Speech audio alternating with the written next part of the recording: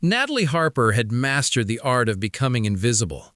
At 26 years old, she had spent the last 15 years perfecting the skill of blending into walls, disappearing into corners, and speaking only when absolutely necessary. It was not a talent she had chosen to develop. It was a survival mechanism, born from years of being treated like an inconvenient afterthought in her own family. The Harper household was a monument to wealth and appearance. The sprawling estate in the suburbs featured marble floors, crystal chandeliers, and enough rooms that Natalie could go days without seeing anyone if she timed her movements carefully. Her father, Robert Harper, owned a chain of luxury hotels across the country. Her stepmother, Judith, spent her days coordinating charity galas that had nothing to do with charity and everything to do with being photographed in designer gowns. Then there was Victoria, her stepsister, beautiful, confident, and utterly convinced that the world existed to admire her. Where Natalie was quiet and thoughtful, Victoria was loud and demanding. Where Natalie dressed in simple clothes that helped her fade into the background, Victoria wore outfits that commanded attention from across a room. Tonight was Victoria's engagement party, and the entire Harper family machine had been working overtime to ensure it would be the social event of the season. The mansion had been transformed into something resembling a palace, with white roses cascading from every surface and champagne fountains positioned strategically throughout the grand ballroom. The reluctant guest. Natalie had not wanted to attend. She never wanted to attend these events. But Judith had made it clear that her absence would be noted and criticized. The message had been delivered with that particular smile Judith used when issuing threats disguised as motherly advice. "People will talk if you do not show up, Natalie. They will say the family is fractured. Is that really the image you want to project?" So Natalie had pulled together an outfit from her modest wardrobe, a simple black dress that she had owned for 3 years, paired with the only decent shoes she possessed.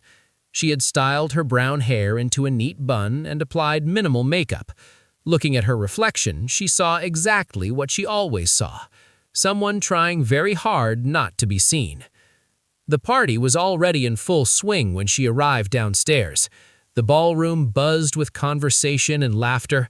Women in expensive jewelry air-kissed each other, while men in tailored suits discussed business deals and golf handicaps. Waiters circulated with trays of delicate appetizers that probably cost more than Natalie's monthly budget. She found a spot near one of the large windows, positioning herself where she could observe without being observed. Victoria stood in the center of the room, her hand extended so everyone could admire the enormous diamond ring her fiancé, Preston Caldwell, had given her. Preston came from old money, the kind that went back generations and opened doors that talent and hard work never could. The public humiliation. Natalie had been content to remain in her corner, nursing a glass of sparkling water and counting down the minutes until she could reasonably excuse herself. But Judith had other plans. "Natalie, darling, come here." Her stepmother's voice carried across the room, sweet as poisoned honey. Every instinct told Natalie to pretend she had not heard, but dozens of eyes had already turned in her direction. She walked slowly toward the center of the room, feeling the weight of all those gazes assessing her simple dress, her plain appearance, her obvious discomfort. "Everyone, this is my stepdaughter, Natalie," Judith announced, her arm draped around Victoria. "She is so wonderfully low maintenance. Look at her, the same dress she wore to last Christmas dinner. Such admirable practicality." Laughter rippled through the crowd. Not cruel laughter exactly, but the kind of polite amusement that cuts deeper because it pretends to be harmless. Robert Harper appeared at Judith's side, champagne in hand. "Yes, Natalie has always been our little minimalist. Never cared much for the finer things. Different values, you know." "Different priorities," Victoria added with a smile that did not reach her eyes. "Some people are just more comfortable living simply. Nothing wrong with that." The words themselves were not terrible. Taken individually, they could almost sound kind. But Natalie knew the truth beneath them. She was being positioned as the family embarrassment, the daughter who had failed to live up to the Harper standard. She was the before picture in their perfect after story. Her throat tightened. Her chest felt compressed, as if all the oxygen had been sucked from the room. She managed to mumble something about needing air and turned away, moving as quickly as she could without actually running. Escape into the storm. She grabbed her coat from the entrance hall and pushed through the front doors. The night air hit her face, cold and sharp. Dark clouds had rolled in during the party, and the first drops of rain were beginning to fall. Natalie walked down the long driveway, her shoes clicking against the pavement. The rain intensified, soaking through her coat within minutes. She didn't care. The physical discomfort was almost welcome, a distraction from the emotional pain that threatened to overwhelm her. She had no destination in mind. She just needed to be away from that house, away from those people, away from the constant reminder that she would never be enough for them. The rain came down harder. Her vision blurred, though she could not tell if it was from the water streaming down her face or from tears. Probably both. Her foot caught on an uneven section of sidewalk and she stumbled, falling hard onto her knees. Pain shot through her legs. She stayed there on the wet pavement, unable to find the energy to stand. This was her life, always falling, always hurting, always alone. "Are you all right?" The voice came from somewhere above her, deep, concerned, genuine. Natalie looked up to see a man standing a few feet away, holding a black umbrella. He was tall, probably in his early 30s, with dark hair dampened by the rain. He wore a well-cut suit, but his tie was loosened, and his expression showed real worry. "I am fine," Natalie said automatically, the words she always used to deflect attention and concern. "You are sitting in the rain with bleeding knees," the man observed gently. "That doesn't really qualify as fine." He stepped closer, angling the umbrella to shield her from the worst of the downpour. "Can you stand? Let me help you." Natalie hesitated. She wasn't used to accepting help, but something about this stranger's calm presence made her nod. He extended his hand, and she took it, allowing him to pull her to her feet. Her knees stung, and her dress was ruined, but at least she was upright. "There's a coffee shop just around the corner. It stays open late. Why don't we get you dried off and check those injuries?" "I don't even know you," Natalie protested weakly. "My name is Owen Mitchell," he said, a small smile crossing his face. "Now you do. And you're—" "Natalie." "Well, Natalie, I'm not going to leave you sitting in the rain, so you can either come with me to the coffee shop, or I'm going to stand here holding this umbrella until you change your mind." Despite everything, Natalie felt the corner of her mouth twitch. It wasn't quite a smile, but it was close. "That seems like a waste of your evening." "I have nowhere else to be," Owen said simply, "and something tells me you could use a warm drink and a friendly face." Natalie looked back toward the Harper mansion, barely visible through the rain and darkness. Then she looked at Owen, this stranger who was treating her with more kindness than her own family had shown in years. "Okay," she whispered. "Coffee sounds good." The coffee shop was a small, warm refuge tucked between a bookstore and a flower shop. String lights hung across the ceiling, casting a soft golden glow over mismatched furniture and walls covered in local artwork. The smell of freshly brewed coffee and cinnamon filled the air. Only a handful of customers occupied the scattered tables, most of them absorbed in laptops or quiet conversations. Owen guided Natalie to a corner booth near the back, away from the windows and prying eyes. He excused himself briefly and returned with a stack of napkins and a first aid kit that the barista had provided. "May I?" he asked, gesturing toward her knees. Natalie nodded, still too overwhelmed to fully process what was happening. This man, this complete stranger, was treating her injuries with a care that felt almost foreign. He cleaned the scrapes gently, his movements efficient but tender, as if he understood that she was already hurting in ways that went far deeper than skinned knees. "You are good at this," Natalie observed quietly. "I have a younger sister," Owen explained, applying antiseptic with careful precision. She was always climbing trees and falling off bikes when we were kids. I became the unofficial family medic. Where is she now? Living her dream in Boston. She's a veterinarian. Pride colored his voice. She sends me photos of every animal she treats. My phone is basically a zoo at this point. Natalie found herself smiling, a real smile this time. That sounds wonderful. You must be close. We are now, Owen said, finishing with the bandages. It was not always that way.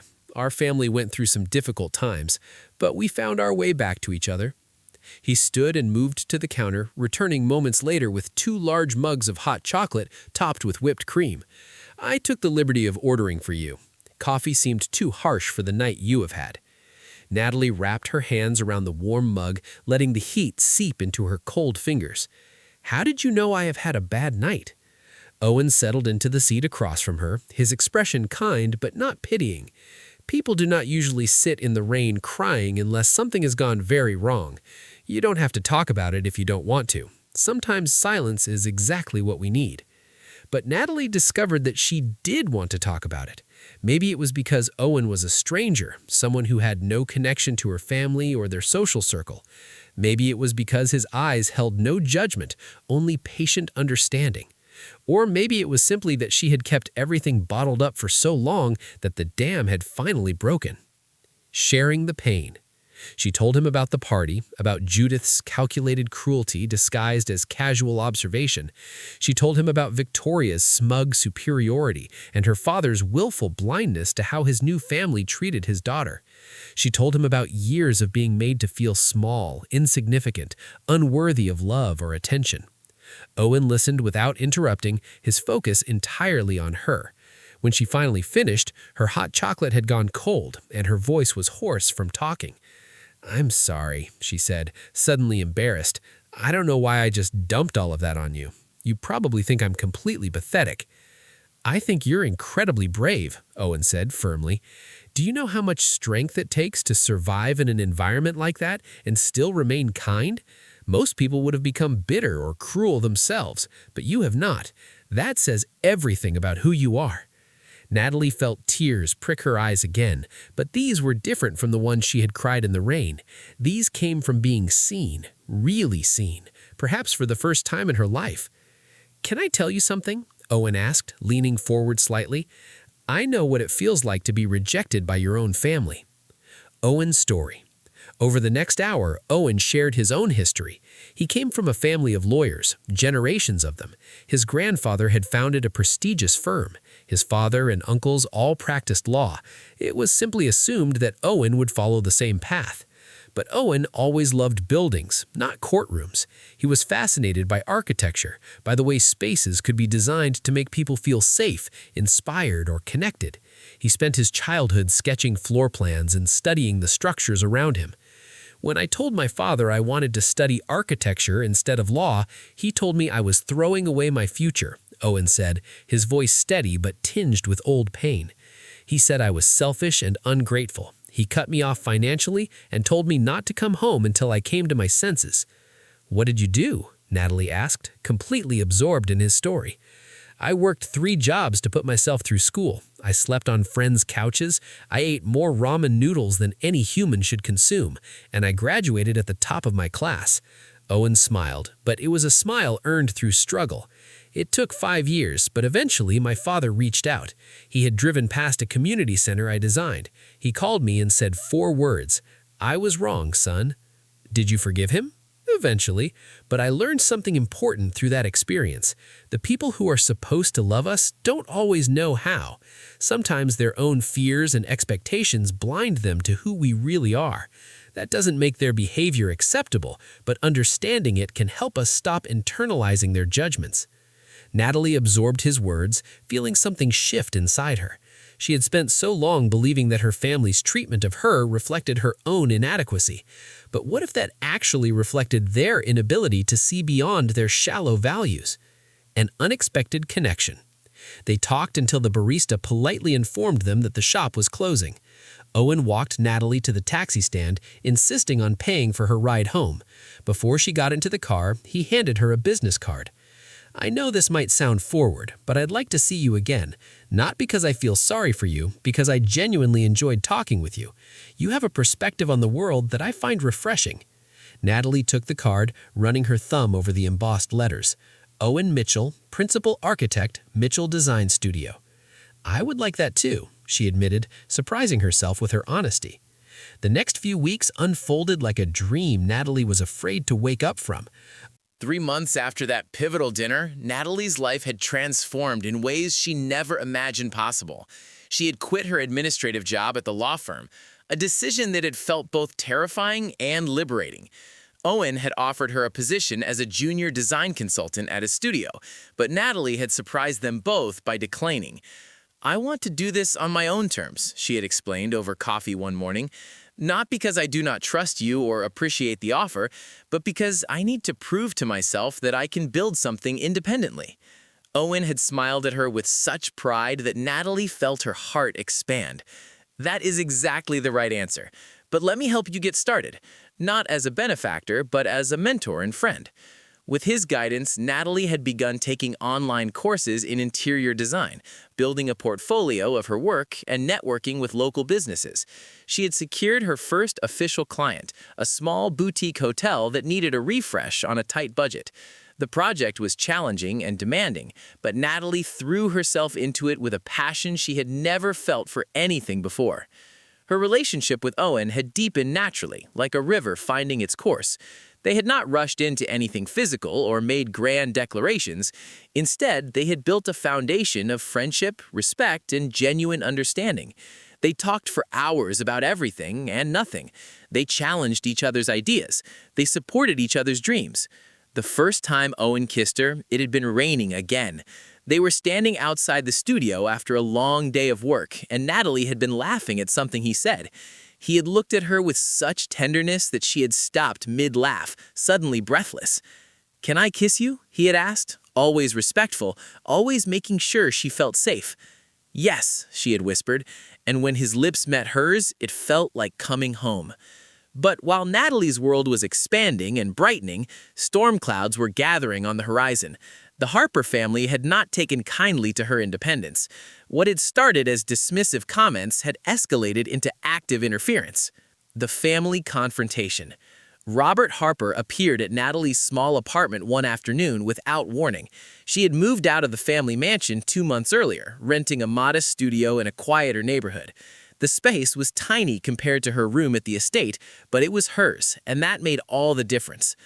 "We need to talk," Robert said, pushing past her into the apartment without being invited. Natalie closed the door, her jaw tight. "You could have called first." "I did. You did not answer." He looked around the apartment with barely concealed disdain. "This is what you left us for? This shoebox?" "This is what I chose for myself," Natalie corrected, keeping her voice level. "There's a difference." Robert turned to face her, his expression a mixture of frustration and something that might have been concerned if Natalie hadn't known him better. "Natalie, this has gone on long enough. This rebellion, this phase you're going through, it needs to stop." "It is not a phase, Dad. This is my life." "Your life," he repeated with a bitter laugh. "You are throwing away your future for what? Some fantasy about being a designer? And this Owen person? Judith has been making inquiries. He's not from an established family. His firm is successful, but relatively new. He's not the kind of man you should be associating with." The casual cruelty of his words, the assumption that Owen's worth could be measured by his family pedigree and business longevity, ignited something fierce in Natalie. "Owen is the kindest, most genuine person I have ever met," she said, her voice shaking with emotion.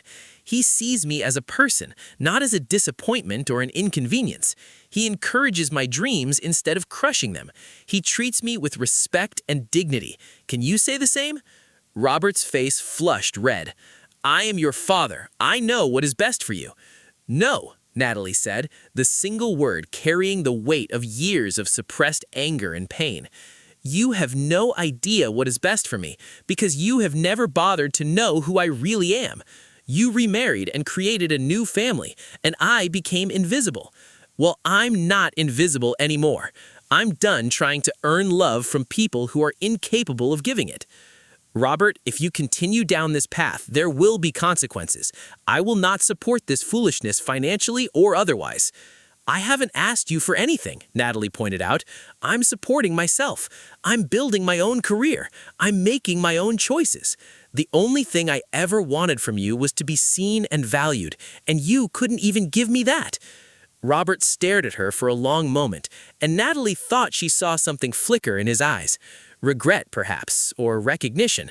But then his expression hardened back into familiar stubbornness. "You're making a mistake," he said flatly. "Then it's my mistake to make." After he left, Natalie sank onto her second-hand couch and allowed herself to cry. Not from sadness, but from release. She had finally said the words that had been trapped inside her for years. She had drawn a line and refused to let them cross it. Her phone rang. Owen's name appeared on the screen. "Hey," she answered, her voice still thick with tears.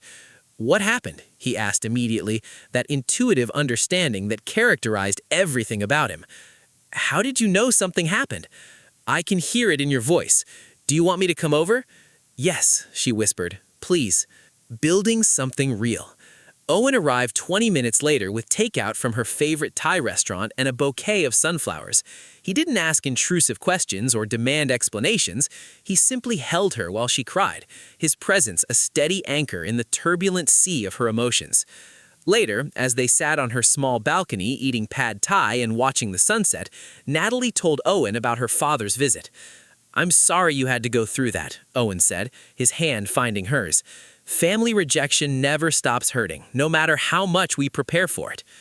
"Do you ever regret it?" Natalie asked, standing up to your father, choosing your own path. "Not for a single second," Owen said firmly. "The